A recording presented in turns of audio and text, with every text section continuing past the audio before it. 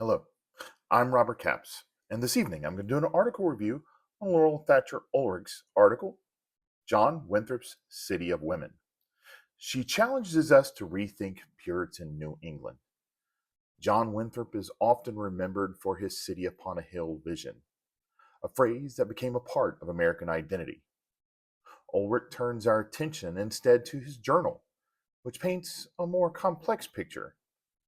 In his entries, women appear constantly, some giving birth, falling ill, managing households, and sometimes defying expectations. Ulrich argues that these stories show women were not secondary figures of Puritan life. They were essential to the colony's survival and character. One of the most striking cases is Ann Hutchinson.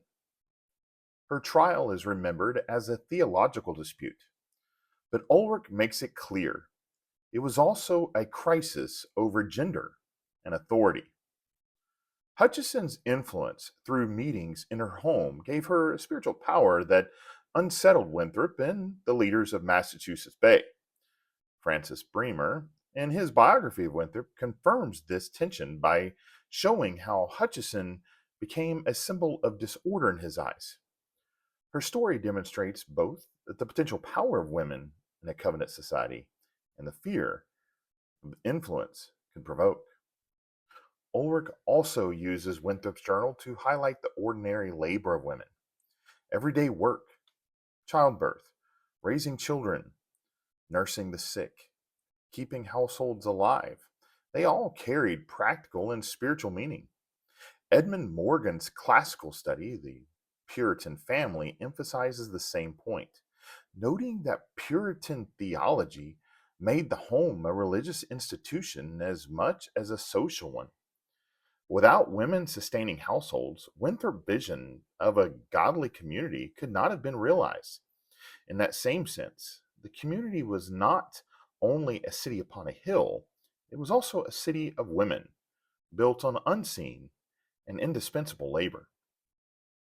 This approach to Puritan life also raises a broader question about American history. By placing women at the center, Ulrich challenges us to balance stories of leaders and laws with the experiences of those whose voices are harder to recover. And if we trace that thread forward, there are echoes in later generations.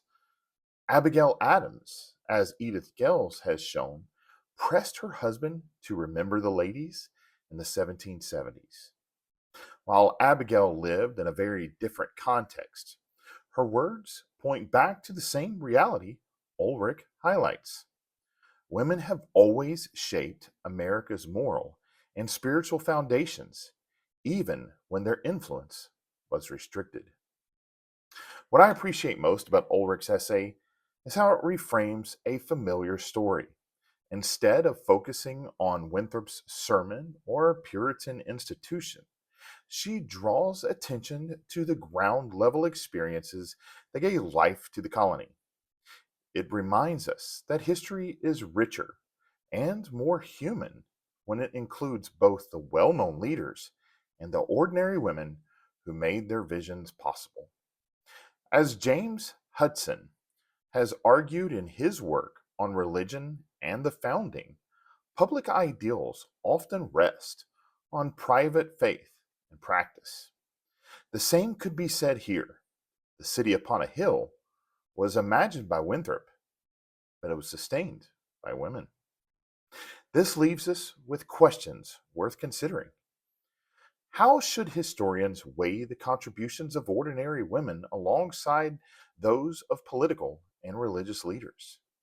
And what does it mean for America's Christian heritage if the story of Puritan New England is as much about women as it is about sermons and covenants? Again, I'm Robert Capps. Good night, and good evening, and keep asking good questions.